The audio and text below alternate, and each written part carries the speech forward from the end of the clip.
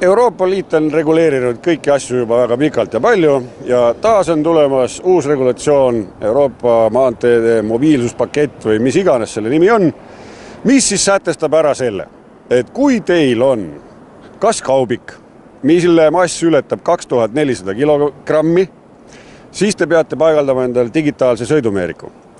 See puudutab ka seda, kui te panete tavalisele autole järelkäru.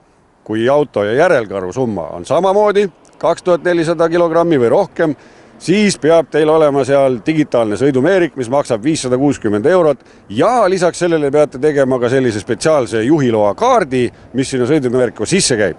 Nii et kui te plaanisite minna sõpradega suusatama, umbes sellise vänniga, võtate sõbrad peale, suusad peale, võib-olla mõne õlle ka kaasa, ka siis peaks teil olema selline digitaalne sõidumeerik ja teil kõigil peavad olema ka sellised vastavad load.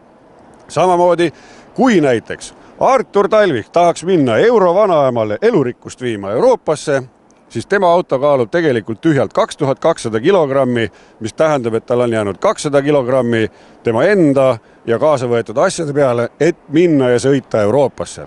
Millega see kõik lõpeb, me veel ei tea, see asi on alles kooskõlastamisel, aga keegi peab selle Euroopa bürokraatiga hakkama võitlema. See ei ole ainult meie ametniku tehtud viga, see on üle Euroopa tehtud viga, sest see suretab välja meie väikest äri. Võitleme bürokraatiaga.